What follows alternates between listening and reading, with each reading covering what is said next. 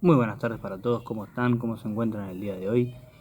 Realizando este envío en honor al 1 de mayo, al Día Internacional del Trabajador, como lo había anticipado. En el día de hoy, en un clima más descontracturado, eso que están escuchando es la parrilla. Estoy terminando de hacer un vacío, estoy haciendo una carne asada, un vacío, unos choris y una rueda, una morocha entera, una rueda de morocha entera estamos haciendo para celebrar un poco el Día del Trabajador. Este es un envío histórico, no va a ser tanto de actualidad, ¿sí? Vamos a empezar con los envíos históricos como les había anticipado. Por ahí este va a ser un mix, porque bueno, como les había mencionado, estamos mermando la cantidad en cuanto a la cantidad de envíos, un tema de que estamos preparando parciales y demás. Entonces bueno, vamos a aprovecharlo para hacer un poquito de las dos cosas, pero es más que nada un envío histórico, así que no sé si va a tener el número 6, creo que vamos, o 7, no me acuerdo, pero miren las manos haciendo el asado. Pero vamos a quizás tener el título de envío histórico, ¿sí? Este va a ser el primero por el Día Internacional del Trabajador. Va a tener también, vale recordar que en 1853 también, ¿no? Se comienza la vida institucional en Argentina de alguna manera con la Constitución Nacional, también el 1 de mayo. Y bueno, y por ahí hablemos alguna cosita de actualidad, no sé si mucho, pero algo vamos a hablar. Pero primero, antes que nada, primero quiero mostrar dos cosas. Primero, miren, esto en realidad lo hice para mi suegra y me lo terminé regalando, ¿sí? Había un intento de bonsai totalmente malo, y yo lo convertí en esta belleza que ustedes están viendo acá. Para quienes no sepan, tengo una capacidad oculta para lo que es el arte de las plantas. No sé cómo se dice. Siempre voy a lo de mi abuela me dice, ¿me podés arreglar esta planta y esta otra? Pues ya reconoce mi aptitud para la planta, para las plantas. Y lo segundo es, miren estas medias, miren esqueleto. Las compré ayer. Altas medias. Miren mis medias. Miren, aprecien el dibujo. Estas medias las voy a usar para el trabajo, Skeletor. Skeletor en la playa, papá. Bueno, 4.000 pesos el par, barato. Me pareció que estaba bien. ¿Por qué el 1 de mayo es el Día Internacional del Trabajador? ¿Y por qué internacional y no el Día Nacional del Trabajador? Obviamente que está decretado que el 1 de mayo en Argentina, ¿no?, es feriado. En parte para, bueno, obviamente que es una conmemoración, pero se celebra, y también alguna reflexión al respecto. Pero para dar algunos detalles, algunas apreciaciones, a finales del siglo XIX, en Estados Unidos se encontraba en un proceso de crecimiento bastante importante, referido a lo que es la revolución industrial, y los vecinos nos van a acompañar, creo que están en pedo los vecinos, y se estaban llevando adelante los procesos del advenimiento de la revolución industrial y todos los avances tecnológicos, y carecía. ¿Qué pasa, negra? Sí, los avances tecnológicos de la revolución industrial, y esto conllevaba a que no había la relación en cuanto a la adquisición de derechos con el avance de los nuevos descubrimientos o de los nuevos avances técnicos y científicos, ¿sí? Las urbes empezaban a cada vez a aglomerar mayor cantidad de personas y insisto con esto, no se estaban llevando adelante este proceso de adquisición de derechos o de conquista de derechos por parte de los trabajadores. Lo cual, entre otras cosas, llevaba a huelgas. Lo cual, vale aclarar, las huelgas no siempre fueron legales o no siempre estaban permitidas. Nosotros tenemos dentro de la Constitución Nacional, haciendo también un nexo entre ambas fechas, si bien las dos evocan el 1 de mayo, pero entre dos hechos históricos distintos, entre el comienzo de la institucionalidad en Argentina y el 1 de mayo, como fecha de celebración del Día del Trabajador, nosotros tenemos incorporado dentro del compendio de derechos como como integrantes al pueblo argentino, como vía de reclamo, la huelga. Lo cual no siempre, insisto y vuelvo a repetir, no siempre estaba permitido. Esto provocó la represión por parte de las autoridades y las fuerzas de seguridad de Estados Unidos, en particular de Chicago, y por eso también la camiseta, y ahora voy a explicar. Y se llevó adelante una represión que terminó con el asesinato de un grupo de trabajadores anarquistas. Esto llevó a que para los inicios de la década del 90, las organizaciones socialistas internacionales, ustedes saben que el socialismo no trabaja sobre el nacionalismo, sino sobre la internacionalidad de los trabajadores, logran decretar o establecer en sus jornadas el Día del Trabajador para conmemorar a justamente los mártires de Chicago. Y la camiseta de Argentinos Juniors la tengo puesta porque, entre otras cosas, los mártires de Chicago es el nombre que recibe esta fecha, ¿sí? O como pasa a la posteridad. Y Argentinos Juniors fue fundado por anarquistas. Argentinos Juniors es, en sus inicios, un club, por eso recibe el nombre de Asociación Atlética y no de club, porque es fundado por anarquistas. Y el nombre que se le da es Mártires de Chicago. De hecho, hay una camiseta que es verde, con banda verde y blanca. Mucho no me gusta, pero está bien. O sea, porque es un poco de la manera de recordar los orígenes de nuestra institución, así que me parece que está bien, ¿sí? Como Argentinos Juniors es fundado por anarquistas, recibe el nombre de Mártires de Chicago. Y Mártires de Chicago es el nombre que se le da a esta jornada, producto de el asesinato de los trabajadores que, en búsqueda de un reclamo que hoy parecería peligrar, pero que hasta no hace mucho era algo cotidiano, que eran las 3-8, ¿sí? 8 horas de trabajo, 8 horas de ocio y 8 horas de descanso. Eso que llevó la adquisición de ese derecho consagrado de las 8 horas de trabajo, 8 horas de descanso y 8 horas para el ocio o la dispersión, es lo que hoy está en juego, y vale aclararlo, costó la sangre de compañeros y compañeras que elevaban los reclamos correspondientes para tenerlo. ¿Por qué? Porque vuelvo a repetir, el avance del modelo económico no fue un avance que se dio junto con la adquisición de derechos. Entonces, siempre es bueno recordar que la diferencia entre una ameba y una persona es que la ameba subsiste y las personas no subsistimos, las personas vivimos y nos desarrollamos, y la diferencia entre subsistir y vivir son los derechos. Entonces, me parece que es interesante que podamos marcar esta distinción y que podamos entender principalmente que, siempre lo digo, suena un poco hasta absurdo decirlo, pero los derechos no se piden, los derechos se toman, porque nadie nunca otorgó un derecho por el simple hecho de que sentía que ese trabajador o esa comunidad merecía obtener los derechos, sino que fueron reclamos que eventualmente, de la mano de conductores políticos, se lograron o se conquistaron. Pero los derechos nunca se piden, los derechos se toman. ¿Sí? En tal caso pertenecen a la comunidad, pertenecen a la sociedad, y eventualmente, mediante algún proceso político en particular, se logran materializar o se logran realizar.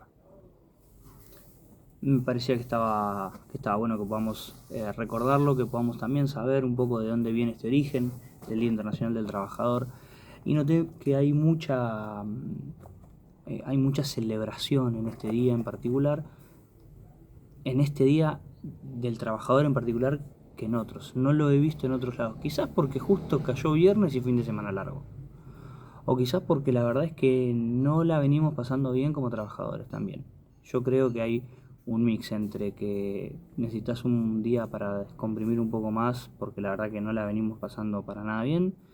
También porque cayó viernes y eso hace que tengas un fin de semana largo por añadidura, y que está buenísimo también. Pero bueno, creo que hay un mix entre ambas cosas, ¿sí? Y me parece que está bueno que podamos también analizarlo. Yo lo noté mucho, ¿sí? Feliz día, como que hay mucha no sé cómo decirlo, como que lo noté más marcado que en otras oportunidades. Eh, y la verdad es que los trabajadores no la vienen pasando bien, no la venimos pasando bien. O estás abarrotado en el transporte público, o el sueldo es una cagada, o lo que fuese. Entonces, eso me parece que se está pensando a sentir. Y cuando es tu día y se te reconoce el día, me parece que se está marcando un poquito más en particular por ese tema, ¿sí? ¿Qué más? Bueno, el tema de la semana creo que es el Adornipalooza, ¿sí? Adorni se presentó en, en el Congreso de la Nación a exponer un poco su defensa de alguna manera. Fue acompañado de la investidura presidencial, fue acompañado del séquito de ministros que lo acompañaban. Dicen las malas lenguas que los ministros no lo están bancando tanto, que no estarían tan conformes o tan cómodos con el hecho de que Adorni continúe en su cargo. Las malas lenguas dicen de que se está esperando el Mundial para removerlo. Vamos a ver qué sucede. Yo creo que se va a quedar porque hay muchos intereses en el medio y porque además es el núcleo duro del carinismo, entonces creo que se va a terminar quedando. Lo más importante de lo que sucedió fue, me parece a mí, reconocer que es cornudo. ¿Sí? Tailade hizo una investigación o le llegó la información precisa donde se conoce que la mujer de Adorni está a altas horas de la noche en una fernetería en Palermo. Creo que Adorni se enteró ahí y bueno, no me extrañaría que seguido al eventual desprendimiento de Adorni del gobierno, después siga el eventual desprendimiento del matrimonio de Adorni. Y si es así, bueno, Tailade tendrá razón y la historia le habrá dado, yo la derecha no se la doy a nadie, le habrá dado la razón. Pero hablando un poco en serio, me parece que desde los diferentes sectores que llevan adelante la oposición, las oposiciones que hicieron y los planteos que hicieron y las preguntas que hicieron, porque hubo intervenciones muy importantes, muy interesantes, a decir la verdad, y esto lo digo en serio, más allá de la chicana de recién. Me parece que hubo intervenciones muy interesantes, que se marcaron muy buenas preguntas, no hubo tanto espacio para la chicana, más allá de que alguna que otra. Entonces, creo que fue una jornada donde la oposición actuó conforme a la altura de las circunstancias. Me llamó la atención mucho que el presidente de la Cámara de Diputados, el presidente Menem, Martín Menem, le llamara la atención a uno de los diputados por el hecho de no tratarlo de usted Adorni. De alguna forma, lo que trataba de hacer era que se lleve adelante la formalidad, si se quiere, pero estamos en un contexto donde me parece que las formas están... Ahí va, pasa la mariposa. Estamos en un contexto donde las formas están muy corridas. Mismo, dicho sea de paso, en el mismo recinto, el presidente de la nación gritándole asesinos a cierto sector de los diputados, en particular a Miriam Bregman. Digo, me parece que estamos con las formas totalmente corridas y cuestionar a un diputado porque no trata de usted al jefe de gabinete, cuando el jefe de gabinete tiene que dar sobradísimas explicaciones y aportar las pruebas necesarias porque se invierte la carga de la prueba. El delito penal del que se le acusa es el único en el cual se invierte la carga de la prueba. El enriquecimiento ilícito, vos tenés que demostrar tu falta de culpabilidad. En el resto de los delitos corresponde a quien acusa mostrar que sos culpable. Eventualmente vos aportar las pruebas necesarias para demostrar tu inocencia. El enriquecimiento ilícito es al revés. Vos tenés que demostrar que no sos culpable y aportar las pruebas para demostrar que no. Pero bueno, es por lo menos llamativo todo el movimiento del acervo patrimonial del jefe de gabinete, aunque creo que el tiempo va a poner las cosas en su lugar y si llega a irse del gobierno va a ser un problema para el gobierno mismo. ¿Por qué? Porque la realidad es que creo que si los siguen bancando es porque hay intereses muchos más ocultos o oscuros en los cuales creo que o el presidente la secretaria del presidente, es decir, la hermana del presidente, que es el presidente mismo, están detrás de eso. Fíjense ustedes cómo, por ejemplo, Spert, cuando ese corrido de su candidatura, se le empezaron a descubrir algunos chanchullos y demás y tuvo que volar. Bueno, y Adorni se lo sigue sosteniendo llamativamente, o bien porque es parte del núcleo duro, o porque hay intereses muchos más solapados que no llegamos a ver. Voy a terminar con dos cuestiones. Primero recordar, 1 de mayo de 1853, nace la vida institucional de la política argentina, una historia que se inicia ya por las invasiones inglesas en 1806-1807, se da inicio a una discusión interna de la necesidad de si sí o si no, de ser colonia de una potencia europea. Empiezan a formarse los eventuales desprendimientos al respecto. Tenemos el proceso revolucionario independentista de 1810 a 1826 y la formación del modelo de país que se intenta llevar adelante entre unitarios y federales. Y con la derrota de Juan Manuel de Rosas en la batalla de Caseros, bueno, se da inicio a la vida institucional en nuestra nación. Creo que es importante recordar que la Constitución Nacional es la reserva de los derechos de los ciudadanos, contienen y controlan, consagran, contienen y controlan a los poderes del Estado, y me parece que es importante que entendamos eso, ¿sí?